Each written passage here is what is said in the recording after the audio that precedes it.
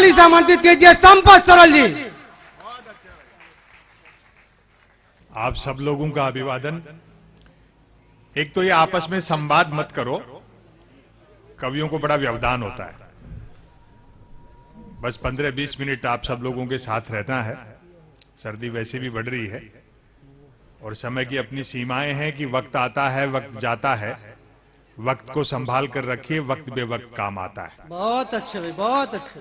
देखो, अच्छा लगता है बड़ी संख्या में मातृशक्ति देर रात गए यहाँ बैठी, और शादीशुदा हो तो पत्नी को साथ रखा करो, वरना मन की बात भी रेडियो से करते फिरोगे। बहुत अच्छे, बहुत अच्छे। वैसे भी स्त्री का त्याग संसार में पुरुष से बड़ा है। वो पति ने डींग हाँकते हुए कहा पत्नी से कि मेरा बड़प्पन देख जो तेरे से बिना देखे शादी कर ली। पत्नी बोली मेरी भी हिम्मत देख जो तेरे को देखने के बाद भी मना नहीं किया। बहुत अच्छे, बहुत अच्छे। हम व्यंग्यकार कोई देश की निंदा नहीं करते, हम समय की समीक्षा करते हैं। हमें भी देश पर उतना ही गर्व है और खुशी की बात है कि पिछले 4-4.5 साल में इतना काम हुआ है कि भारत फिर से विश्व गुरु होने में है, लगभग आउटर पर खड़ा है। बहुत अच्छे, बहुत अच्छे। और वैसे भी उस देश को विश्व गुरु होने से कौन रोक सकता है जिसकी जेलों तक में संत महात्मा रहते हैं। बहुत अच्छे, बहुत अच्छे। अभी तो हमने देखा कि 3 राज्यों में चुनाव और बीजेपी शांतिपूर्ण ढंग से निपट गए। बहुत अच्छे। भक्तों को भरोसा ही नहीं हुआ कि हमारी पार्टी हार रही है। भाजपाई लोग चैनल बदल बदल के देख रहे हैं कि शायद कहीं तो जीत रहे हो, लेकिन जब जी न्यूज पर भी हार गए तब लगा कि भाई अब हार गए। बहुत अच्छे। तो मीडिया जिस तरह से दबाव में है, ये थोड़े बहुत लोग सच बोल पा रहे हैं, आपको इनका उत्साह बढ़ाना चाहिए। मैं ताली वाली के लिए नहीं कहूंगा। कवि सम्मेलन में अंत तक वही लोग बैठते हैं जो दूसरों के साधन पर आए। बहुत बहुत अच्छे, सही बात है। हाँ, करेक्ट यही है। विकास का एजेंडा कहकर के आए थे, कुर्सी मिलते एजेंडे के विकास में लग गए। और सवाल खड़े करो तो जूता निकालते हैं। कई तो मंत्री तक इतने गुस्से में रहते हैं कि जिसको पीटने दौड़ते उससे आगे निकल जाते हैं। ये पाकिस्तान चाइना ये कोई कविता के विषय नहीं है। पाकिस्तान तो हमसे क्या खा करके लड़ेगा। उसकी जितनी जनसंख्या है उतने तो अपने यहाँ 24 घंटे फ्री वाईफाई के चक्कर में 4G टावरों के नीचे बैठे रहते हैं। और चीन से युद्ध हुआ तो इस बार आर पार की होगी, 62 वाला हिंदुस्तान नहीं है। हम जीतेंगे और उस खुशी में फिर चाइनीज पटाखे फोड़ेंगे। बहुत अच्छे। लोकतंत्र पेंदे से लग रहा है और मूर्तियां आकाश छू रही। मुझे तो एक सज्जन कह रहे थे जी आप भी थोड़े पॉपुलर हो इन दिनों, बड़ी बड़ी मूर्तियां लग रही हैं, किसी चौराहे पे आपकी भी खड़ी कर देते। कोई 1 लाख का खर्चा है, मगर तू 50,000 दे, मैं खुद ही खड़ा हो जाऊंगा। बहुत अच्छे, बहुत अच्छे। मेरे ये समझ में नहीं आई कि नेहरू का कद छोटा करने से पटेल कैसे बड़े हो जाएंगे। बढ़िया बढ़िया। जिस सरदार सरोवर के तट पे दुनिया की सबसे ऊंची मूर्ति लगाई गई है सरदार वल्लभ भाई पटेल की, उस सरदार सरोवर परियोजना का शिलान्यास ही पंडित जवाहरलाल नेहरू ने किया था।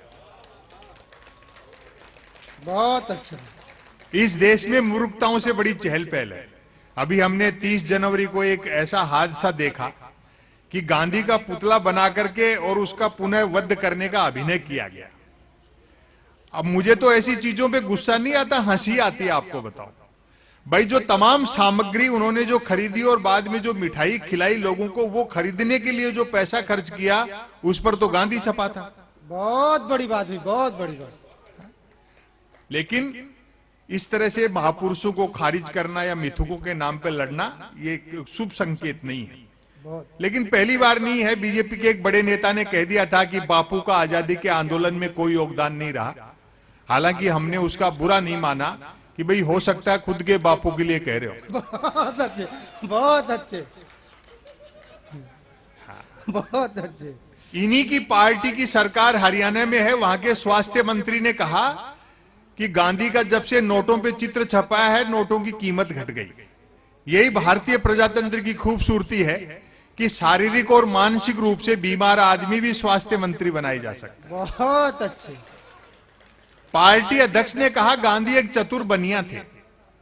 आपको ध्यान होगा गांधी के साथ इस तरह की छेड़छाड़ पहली बार नहीं हुई। बाबा रामदेव पर लाठीचार्ज हुआ तो भाजपा ने राजघाट पर धरना प्रदर्शन किया, तो उस धरना प्रदर्शन में आज की विदेश मंत्री आदरणीय सुषमा स्वराज जी ने डांस किया। और व्यंग तक पहुंच जाओ तो समर्थन करना। राजघाट पर सुषमा स्वराज जी का डांस देखकर मेरे ख्याल गांधी जी ने भी सिर पीट लिया होगा कि यार मैंने अंग्रेजों से लड़ाई स्वराज के लिए लड़ी थी, सुषमा स्वराज के लिए लड़ी। बहुत अच्छे, बहुत अच्छे। तो यही सारे सब व्यंग्यों के विषय हैं। कोई तनाव नहीं है देश में, कोई असहिष्णुता नहीं है, जबरदस्त हास्य का माहौल है। जिन्होंने अच्छे दिन का वादा किया था उनको उनका वादा याद दिलाओ तो खुद ही हंसने लगते हैं। बहुत। लेकिन एक आदमी को इस तरह से टारगेट भी नहीं करना चाहिए, और कुछ नहीं तो प्रधानमंत्री की डिग्री पे ही सवाल खड़े कर दिए। ये मुझे अच्छा नहीं लगा। भाई जब सैटेलाइट लॉन्च होकर के कक्षा में स्थापित हो गया, धरती के चक्कर काट रहा है, फिर क्यों डिजाइन पे बहस कर रहे हो? बहुत अच्छे, बहुत बढ़िया। अच्छा लगे तो मुझे बताते रहो आप। बहुत बढ़िया। क्योंकि व्यंग थोड़ा सा गंभीर कर्म है। हालांकि बाद में उनकी, मैं देखो वैसे मानता हूं कि डिग्री से अनुभव बड़ा होता है। एक आदमी ने, कई लोग हैं जिन्होंने एजुकेशन लोन लेकर आईआईटी की थी, फिर उस लोन को चुकाने के लिए उनको आईटीआई करनी पड़ी। बहुत अच्छे, बहुत अच्छे। हालांकि बाद में पार्टी के दो लोगों ने बाकायदा प्रेस कॉन्फ्रेंस करके प्रधानमंत्री की डिग्रियां दिखाई, तब जाकर विरोधियों के मुंह बंद हुए कि हमारे प्रधानमंत्री ने न सिर्फ एमए कर रखा है बल्कि बीए भी कर रखा है। बहुत अच्छे।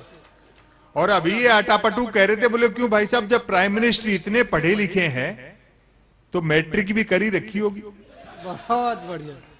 व्यंग देखो ऑब्जर्वेशन होता है, आप हम उसको शब्द दे देते हैं, थोड़ा गहराई से सोच के देखा करो। हम अखबार पढ़ते हैं, अखबार में खबर होती है, वहीं से व्यंग निकल जाता है।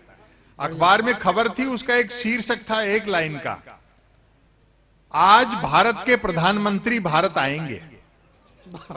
बहुत अच्छे, बहुत अच्छा सुन रहे हो आप। बहुत अच्छे। मैंने कहा भाई खबर बड़ी है, भारत के प्रधानमंत्री भारत आएंगे। मैंने एक बच्चे को 10 रुपए दिए, मैंने कहा बेटा सामने आइसक्रीम के ठेले वाला है, 5-5 रुपए की 2 कुल्फी ले आए, एक तू खाना एक मैं खाऊंगा, आज भारत के प्रधानमंत्री भारत आएंगे। बच्चा गया, एक कुल्फी खाता हुआ लौटा, बोला अंकल उसके पास सिर्फ 10 वाली थी, आप फिर कभी खा लेना। बहुत अच्छे, बहुत बढ़िया। और व्यंग पर तो अब आपकी तालियां उठेंगी। मैंने कहा बेटा छोटी सी उम्र में इतना टैलेंट, चाय वाय बेचते हो क्या? बोला नहीं अंकल मैं तो पढ़ता हूं। आप जानते हैं ना अनपढ़ के लिए पॉलिटिक्स के अलावा कहीं स्कोप नहीं है। बहुत अच्छे। मैंने कहा क्यों, साधु बाबा बन सकते हो, डेरा आश्रम खोल सकते हो, कथा प्रवचन कर सकते हो। वो बोला अंकल वो तो और मुश्किल है, साधु बाबा बनने, डेरा आश्रम खोलने, कथा प्रवचन करने के लिए सिर्फ अनपढ़ होना ही काफी नहीं है, अज्ञानी होना भी जरूरी है। बहुत अच्छे, बहुत अच्छे, बहुत बढ़िया। भ्रष्टाचार के दावे किए जा रहे हैं कम होने की। इस देश में भ्रष्टाचार एक अजीब स्थिति में है। आवेदन एक नहीं किया, परीक्षा में दूसरा बैठा, इंटरव्यू तीसरे ने फेस किया, नौकरी मिली चौथे को और करता रहा 5वां। बहुत अच्छे। वेतन छठे ने उठाया और पेंशन हुई 7वें की। और ताली तो आपकी बजेंगी, जबकि 7वें की डेथ तभी हो गई थी जब पहले ने अप्लाई किया था। बहुत अच्छे, बहुत बढ़िया। इस देश में भ्रष्टाचार की जड़ें बहुत गहरी है। मुझे ध्यान है एक जूनियर कर्मचारी ने झूठा फैमिली अलाउंस उठाने के लिए रिकॉर्ड में 3 बच्चे लिखवा दिए, तो उसके सीनियर ने उसको डांटा, नालायक, देश को आजाद हुए 70 साल हो गए, मौके का फायदा उठा, क्या 3 बच्चे लिखवा दिए, कम से कम 5 तो लिखवाता, 7 तो मैंने लिखवा रखे। अब जूनियर का जवाब सुनना और अंदाजा लगा ना कितना करप्शन है। बोले क्या 3 बच्चे लिखवा दिए, 5 तो लिखवाता, 7 तो मैंने लिखवा रखे हैं। तो जूनियर बोला अपने सीनियर से, साहब आपका क्या मुकाबला करेंगे, आप शादीशुदा भी तो हो। बहुत अच्छे, बहुत बढ़िया। नोटबंदी से बाज बच गए और कबूतर मारे गए। वो जो मेरा बैंक का खाता है वो अलग ढंग से खाता है। बढ़िया बढ़िया। जो बहुत बुनियादी चीजें हैं उनकी तरफ लोगों का ध्यान जाना चाहिए। बड़ी मोहब्बत से और मन से आप सब लोग सुन रहे हो। मैं एक रचना आप लोगों को सुनाता हूं। स्वागत स्वागत। बाकी सारी चीजें अपने आप चलती रहती हैं, कोई खास बात नहीं। मैं गद्य पढ़ता हूं। हम तकनीक के दौर में जी रहे हैं। मीडिया के बंधु यहां बैठे हैं, मुझे थोड़ी सी इनसे भी शिकायत है। हालांकि इनसे शिकायत नहीं, ये भी हमारी तरह अपना काम करना चाहते हैं ईमानदारी से, लेकिन दिक्कत उनकी है जो मीडिया हाउस चलाते हैं और जिनको राज्यसभा की मेंबरी चाहिए। बहुत बहुत। आजाद हिंदुस्तान में पहला मौका है, जब मैं समझदार हुआ हूं तब से मैं देख रहा हूं, पहला मौका है जब ये मीडिया दिखता दिए के साथ है लेकिन है हवा के साथ। बहुत बहुत ऊंची बात। गलती सरकार करती है और मीडिया सवाल विपक्ष से करता है। सरकार कदम ताल करती है तो मीडिया उसे मार्च पास्ट बताता है। वो न्यूज चैनलों पर बहस आती है प्राइम टाइम में, देखते हो आप लोग। जैसे किसी जमाने में अवध के नवाब मुर्गे लड़ाते थे, अमूमन 4 जन बहसी आते हैं। एक मुद्दे का समर्थक, दूसरा मुद्दे का विरोधी, तीसरा बुद्धिजीवी दोनों को हड़काने वाला, और चौथा एंकर तीनों को भड़काने वाला। बहुत अच्छे। बहुत और व्यंग पर आपकी दाद उठेगी, चौथा एंकर तीनों को भड़काने वाला। बहस होनी होती है गरीबी की रेखा पर और करते रहते हैं रेखा की गरीबी पर। बहुत अच्छे बहुत अच्छे। सर्दी का मौसम है, काफी लोग जा चुके, बहुत कम संख्या में हैं लोग बैठे, लेकिन मुझे अच्छा लग रहा है क्योंकि लाखों की भीड़ होती तो भी अच्छा सुनने वाले इतने ही होते। बहुत बड़ी बात है, बहुत बड़ी बात। प्रिंट मीडिया भी दबाव में है, प्रिंट मीडिया भी दबाव में है। हालांकि अखबार जो है वो टेलीविजन की तुलना में मैं ठीक मानता हूं। भाई किसी भी अफवाह को फैलाने में कम से कम 24 घंटे तो लेता है। बहुत बहुत बड़ी बात है। मुझे तालियों से बताते रहो तो मन बनेगा बहुत सुनाने का। आप बहुत अच्छा सुन रहे हो। बहुत अच्छा। मुझे यहां का मालूम नहीं, हमारे यहां तो अखबार 3 चीजों के लिए पढ़े जा रहे हैं: बिजली कटौती, उठावना और राशिफल। और रोज नए निकलते हैं। एक दिन तो अखबार के दफ्तर से 2 लोग आ गए, बोले संपत सरल जी नया अखबार लॉन्च कर रहे हैं, आप भी ग्राहक बन जाओ। क्योंकि अखबारों का कोई पाठक तो बनता नहीं, ग्राहक ही बनते। बड़ी 1 रुपए में 16 पेज। मैंने कहा भैया रुपया चाहे 1 की जगह 2 ले जाए, लेकिन 16 पेज खाली दे जाए कर। बहुत अच्छे बहुत। फिर मैंने रिसर्च की कि इतने अखबार बिकते कैसे।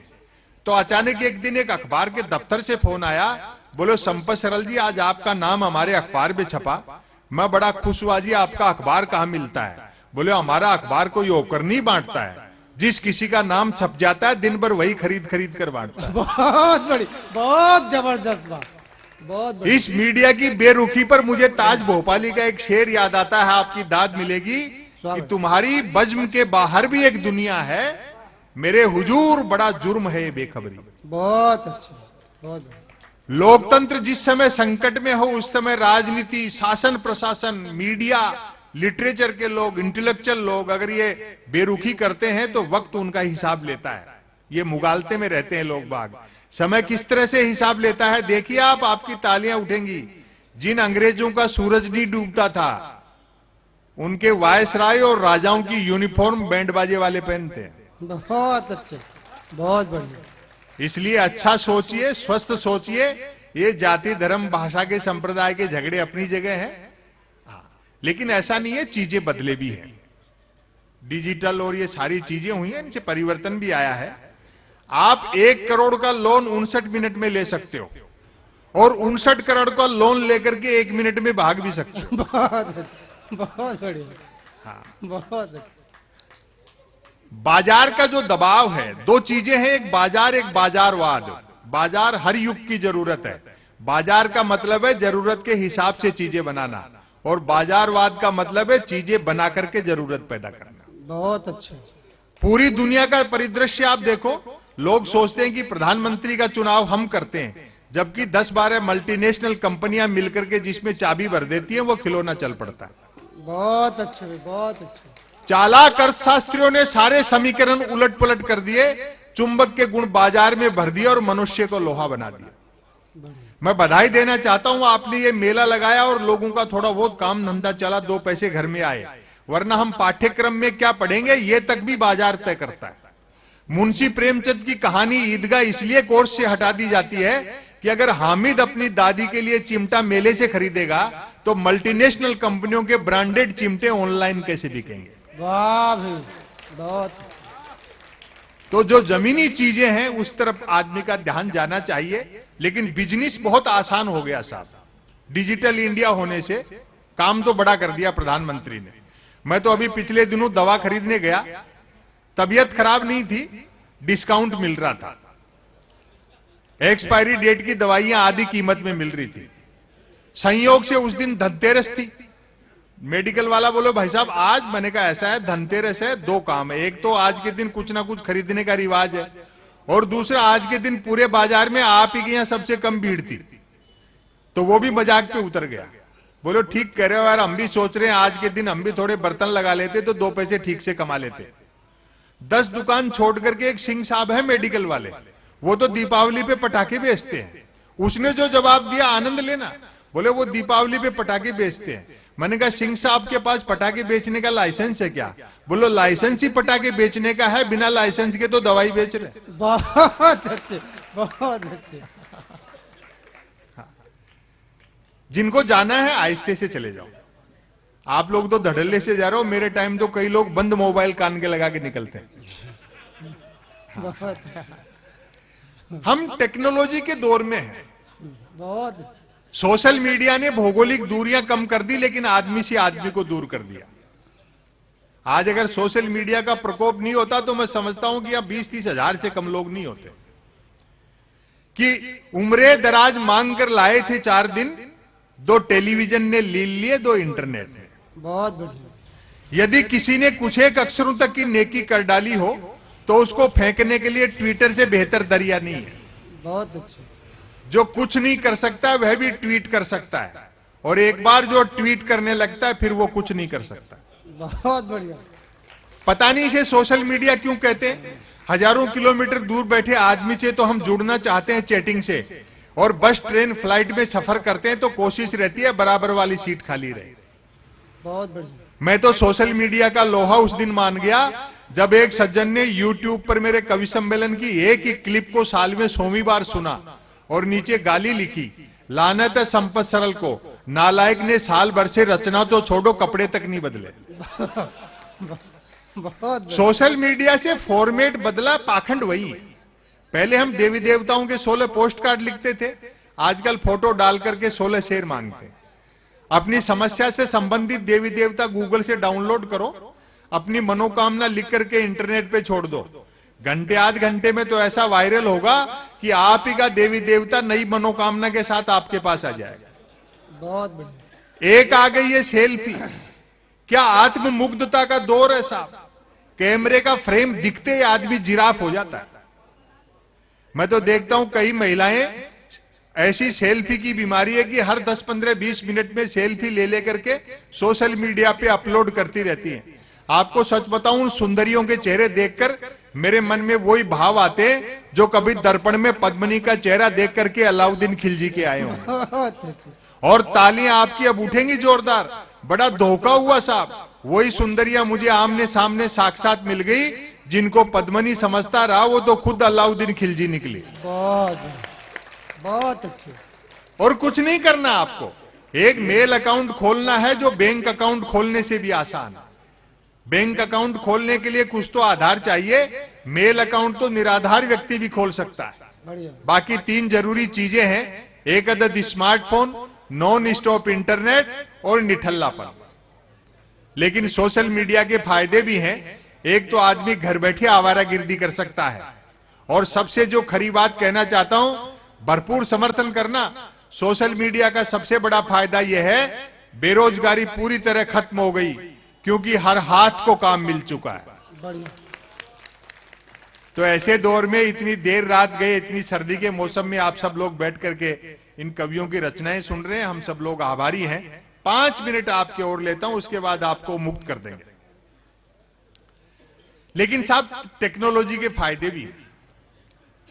इधर संवाद मत करो दोस्त, आप बोलो मत, आपकी आवाज यहां तक आ रही है।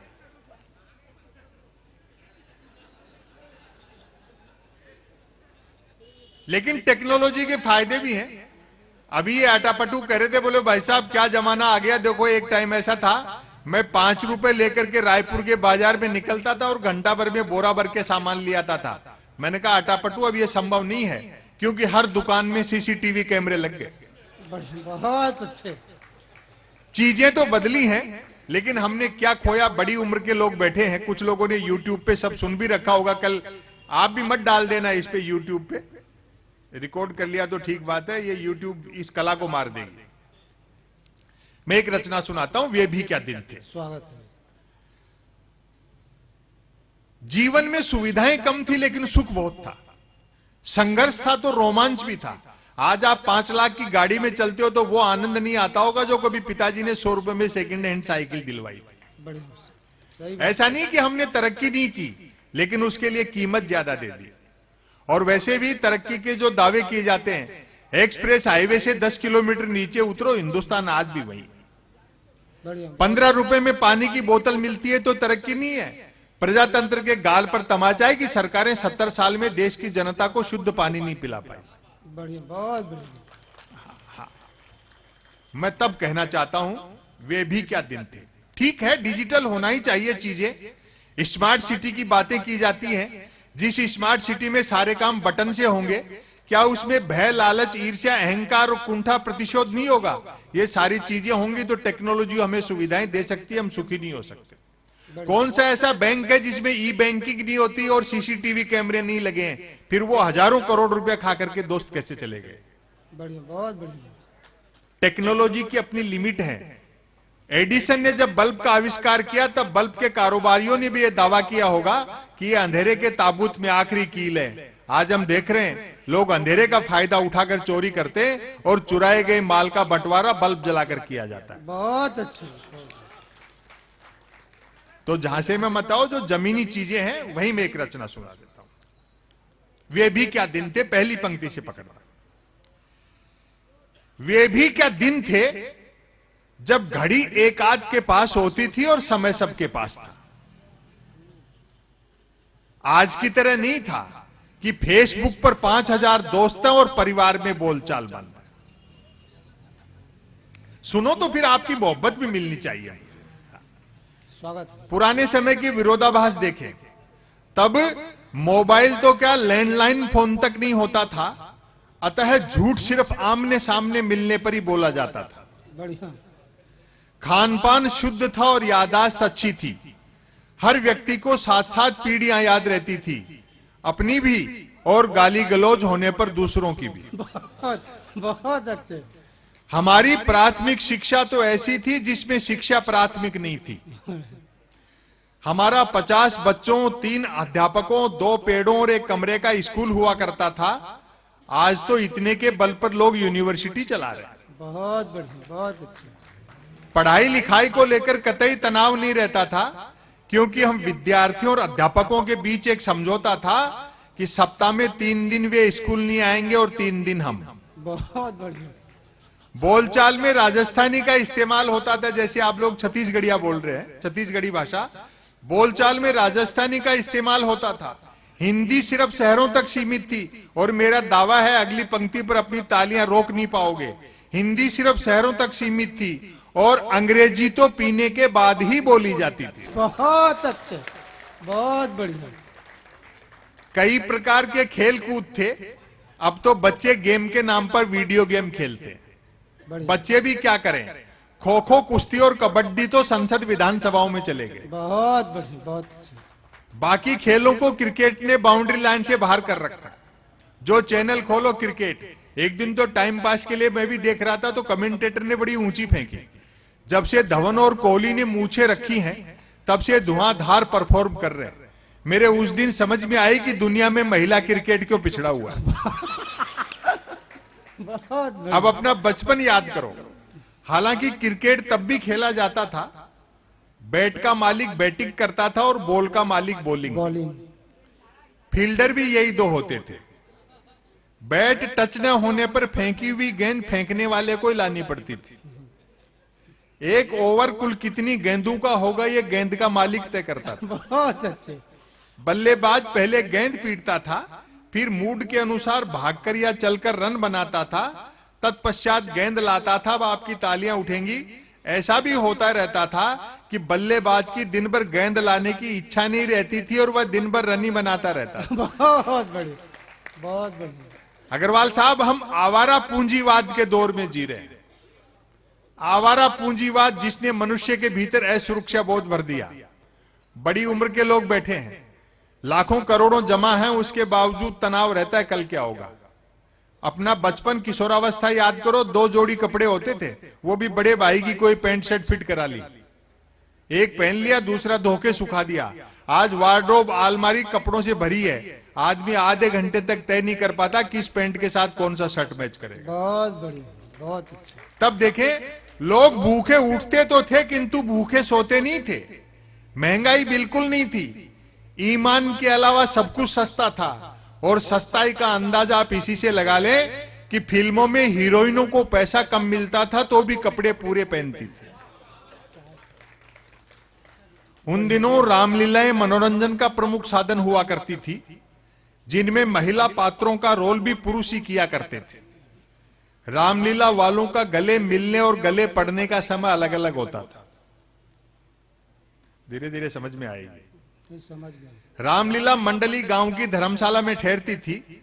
हम बच्चे दिन में धर्मशाला में जाकर देखते थे कि गत रात ही एक दूसरे के जानी दुश्मन रहे बाली और सुग्रीव साथ साथ ताशपत्ती खेल रहे। शूर्पणखा मंथरा के लिए चाय बना रहा है और हर पुरुष की जो घर में औकात है, चटाई पर बैठा रावण रात को आरती में आए पैसों का हिसाब मंदोदरी को दे रहा है। बहुत अच्छे, बहुत। वो मोदी जी ने भी एक ही बार कहा था कि मेरा सीना 56 इंच का है। मैं कहा भैया, शादी करके पत्नी को भूलने की सुविधा होती तो हमारा भी इतना ही होता। बहुत अच्छे, बहुत बढ़िया। लोग पैदल चलते थे और पद यात्राएं करते थे, जो कि पद प्राप्त करने के लिए नहीं होती थी। कुछ एक के पास साइकिलें होती थी जो 4 रोटियों में 40 का एवरेज देती थी। बढ़िया, बहुत अच्छे। कारें मोटरसाइकिलें तो छोड़ो, बसें तक गिनती की हुआ करती थी। जहाज और हवाई जहाज तो हम किताबों में देखते थे और कॉपियों की बनाते थे। समापन की ओर बढ़ता हूं। याद आती है वे मीटर गेज की कोयले के इंजन वाली गाड़ियां। तय करना कठिन था कि ट्रेन और यात्रियों में कौन किसको ढो रहा है। उनकी स्पीड का तो यह हाल था कि घंटे आध घंटे का सफर होता था तो भी लोग 3 वक्त का खाना बांध कर चलते थे। बढ़िया।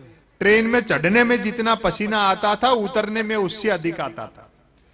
यात्री काठ की सीटों पर काठ के उल्लू बने बैठे रहते थे। डिब्बे में डफली वालों का गाना बजाना चलता रहता था। और भारतीय मनुष्य का मनोविज्ञान देखना और पकड़ लो तो मुझे तालियों से बताना। डिब्बे में डफली वालों का गाना बजाना चलता रहता था। खड़े यात्री भजन पसंद करते थे और जिन्हें सीट मिल जाती थी वे गजल। बहुत अच्छे, बहुत। लोग फरमाइशें करते रहते थे और डफली वाले गाते रहते थे। डफली वालों को पैसा देने का वक्त आता था तब फरमाइशें करने वाले खुद गाने लगते थे। और इस बार अगली पंक्ति पर आप तालियां रोक नहीं पाओगे, मेरा चैलेंज है। क्योंकि यात्री को सामान की भी स्वयं ही रक्षा करनी होती थी, अतः खाली हाथ चढ़ते थे तो भी सामान लेकर ही उतरते थे। बहुत अच्छे। चिट्ठी पत्री का दौर था। एसएमएस ईमेल वाले क्या जाने पत्र लेखन का स्वाद। और हमारे बड़े शायर हैं उदय प्रताप सिंह जी, जो समाजवादी पार्टी के सांसद भी रहे। उनका एक शेर है कि मोबाइलों के दौर के आशिक को क्या पता, रखते थे कैसे खत में कलेजा निकाल कर। बहुत अच्छे, बहुत अच्छे। एसएमएस ईमेल वाले क्या जाने पत्र लेखन का स्वाद। पत्रों में व्याकरण अशुद्ध होते हुए भी आचरण शुद्ध होता था। मैंने तो स्वयं कई बार अपने पिताजी को चरण स्पर्श की जगह आशीर्वाद लिखा है। खत लिखता हूं खून से स्याही न समझना, अर्थात प्रेम पत्र लाल स्याही से लिखकर अपने खून से लिखा बताने का रिवाज तब भी था। बहुत अच्छे। परिणाम भी वैसा ही निकलता था। जिन्होंने वैसे प्रेम पत्र लिख लिख कर कबूतर उड़ाए थे, आज बेचारे शादीशुदा हैं और तोते उड़े हुए। बहुत अच्छे भाई, बहुत बढ़िया। शादी से याद आया, तब शादियों में व्यर्थ का धूम धड़ाका और दिखावा नहीं होता था। बस 2-4 बाराती बैंड पर बजती बीन की धुन पर नागिन डांस कर लेते थे। क्योंकि तब बीन बनाने के लिए रुमाल ही 2-4 बारातियों के पास होते थे। बहुत बढ़िया भाई, बहुत बहुत अच्छा सुना। अंतिम पैराग्राफ है, वह टीवी नहीं रेडियो का युग था। कुछ भी कहो साहब, प्रधानमंत्री की मन की बात से रेडियो के तो अच्छे दिन आए। पहली बार जब प्रधानमंत्री ने मन की बात की रेडियो पे, तो राष्ट्रपति ओबामा ने अमेरिका से बधाई दी कि मोदी जी आज तो आपको रेडियो पे देखा। बढ़िया, बहुत बढ़िया। वह टीवी नहीं रेडियो का युग था। व्यक्ति बंदूक भले बिना लाइसेंस के रख सकता था, किंतु रेडियो के लिए लाइसेंस अनिवार्य था। बिना लाइसेंस के रेडियो नहीं बजा सकते थे, लाइसेंस पोस्ट ऑफिस में रिन्यू कराना पड़ता था। बिना लाइसेंस के रख सकता था, किंतु रेडियो के लिए लाइसेंस अनिवार्य था। याद आते हैं अमीन सयानी का बिना का गीतमाला, जसदेव सिंह की हिंदी कमेंट्री, कृष्ण कुमार भार्गव, देवकी नंदन पांडे और रामानंद प्रसाद सिंह के समाचार। और अब आपकी तालियां उठेंगी। गर्दन झुकाकर बीबीसी तो ऐसे सुनते थे जैसे आज बीबी से सुनते हैं। बहुत अच्छे। बड़ी मोहब्बत दी। हम कवि लोग आपके आभारी हैं। तमाम कवियों ने जो श्रेष्ठतम सुना सकते थे वो सुनाया। अंतिम पंक्तियां अपने साथ ले जाना, जीवन में बड़ी काम आएंगी। सच है, सच है, गन्ने का रस सूख जाए तो वह लाठी रह जाता है। तब हमारा जीवन कछुए की तरह था, आज हम खरगोश की तरह दौड़ रहे हैं। अर्थात भाग सब रहे हैं और पहुंच कोई नहीं रहा। बहुत अच्छे, बहुत बढ़िया, बहुत बढ़िया। विसंगतियों से व्यंग निकलता है। वरना एक जमाना ऐसा था जब मैं भी प्यार प्रेम की कविताएं लिखता था, जब तक अक्कल दाढ़ नहीं निकली थी। बढ़िया, बहुत बढ़िया। उबासी के बहाने भी किसी लड़की के दांत दिख जाते तो मैं 5-7 गजलें लिख मारता था, भले ही वो उबासी मुझको देख करके ले रही होती थी। बहुत बढ़िया। और एक निवेदन कर दूं, बड़ी संख्या में माताएं बहनें बैठी हैं। प्रकृति के, कुदरत के, सृष्टि के नियम बदल सकते हैं, औरत के प्रति पुरुष की मानसिकता नहीं बदल सकती। बहुत बढ़िया। बात अच्छी लगे तो महिलाओं को ताली बजानी है, इनके तो खिलाफ बोल रहा हूं मैं। प्रकृति के, कुदरत के, सृष्टि के नियम बदल सकते हैं, औरत के प्रति पुरुष की मानसिकता बदल ही नहीं सकती। मर्द की फितरत होती है। अर्थी के रास्ते में भी औरत मिल जाए तो 80 साल का मुर्दा भी वाइब्रेशन मोड पर आ जाता है। बहुत अच्छे। लेकिन इतना भी तय है कि शादी होते ही प्यार का बुखार उतर जाता है। जैसे ही ब्याह की कुनेन खाई, प्यार का मलेरिया गायब। मेरे एक मित्र ने प्रेम विवाह किया। प्यार के दौरान जिस लड़की के साथ जो कंकर झील में फेंके थे, शादी के बाद दाल में निकल रहे। बहुत अच्छे। और ताली तो इस बात पर बजाओगे, जिस लड़की को लेकर भागा था अब उसको देखते ही भागता है। बहुत अच्छे। शादी के 3 दिन बाद मिला। मैंने कहा नया नया प्रेम विवाह किया, पत्नी को लेकर सिनेमा जाए, सैर सपाटा कर, क्या मंदिर मंदिर भटकता है? बोले भाई साहब सुना है जोड़े ईश्वर बनाता है, बस उसी को ढूंढना। ये बहुत त्याग और समर्पण का काम है। प्यार मोहब्बत में आदमी को अपना कैरियर तक दांव पर लगाना पड़ता है। मैं ऐसे कई लड़कों को जानता हूं जो कॉलेज के जमाने में मेरे साथ पढ़ते थे, जिन्होंने अपने बाप की गाड़ी कमाई से प्रेमिकाओं को जलेबी खिलाई, आजकल शहर के नामी हलवाई बने हुए। बहुत अच्छे, बहुत। और मेरे मित्र का त्याग तो प्रेम के मामले में महात्मा बुद्ध से भी बड़ा है। बुद्ध अपनी पत्नी और बेटे को सोता हुआ छोड़कर चले गए थे। वो रोज रात को इंतजार करता है कि लुगाई सोए तो घर में घुसो। और देखो, मैं तो हिंदी साहित्य का विद्यार्थी था, इसलिए मुझसे तो कौन प्रेम करती भाई, मरते हुए पे कौन मरेगा। लेकिन मेरे साथ 2 चीजें ठीक थी। एक तो साहित्य का विद्यार्थी था तो भाषा अच्छी थी, दूसरा मैंने ट्रकों से शेरो शायरी उतार रखी थी। बढ़िया। तो प्रेम करने वाले मुझसे प्रेम पत्र लिखवाते थे, और मैं जिसके प्रेम पत्र लिख देता था उसके 2 नतीजे जरूर निकलते थे। या तो उसकी शादी हो जाती थी, फिर या पिटता था। बढ़िया। हालांकि बात एक ही है। बढ़िया बढ़िया, बहुत अच्छा। आज भी कई मिलते हैं अपनी पत्नी और बच्चों के साथ जो मेरे प्रेम पत्रों की वजह से ब्याहे गए। मुझे देखते ही दांत पीसते हैं कि नालायक जॉर्ज बुश एक अच्छी खासी अमेरिकी फौज को इराक में उलझा दिया। हिंदुस्तानी आदमी आम दिन तो छोड़ो, 14 फरवरी को वैलेंटाइन डे आता है, उस दिन तक सुख से प्रेम नहीं कर सकता। 14 फरवरी को श्री राम सेना वाले तो ये कह देते हैं कि जो भी प्रेम करता हुआ मिला उसको पीटेंगे। और सरकार पुलिस को ये कहती है कि देखो इस दिन को प्रेम से वंचित नहीं रह जाए। जो प्रेम करते हुए मिलते हैं उनको तो श्री राम सेना वाले पीटते हैं, जो नहीं करते उनको पुलिस वाले पीटते हैं।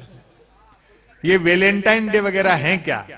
मेरे ख्याल से वैलेंटाइन डे एक सोने का हिरण है जैसे बाजार के जंगल में उन कंपनियों ने छोड़ रखा है जो धनुष बाण का बिजनेस करती है। बहुत अच्छे भाई, बहुत बड़ी बात, बहुत बड़ी। कबीर को, सूर को, तुलसी को, मीरा को पढ़ो तो पता लगे प्रेम दर्शन का विषय, प्रदर्शन का विषय नहीं है।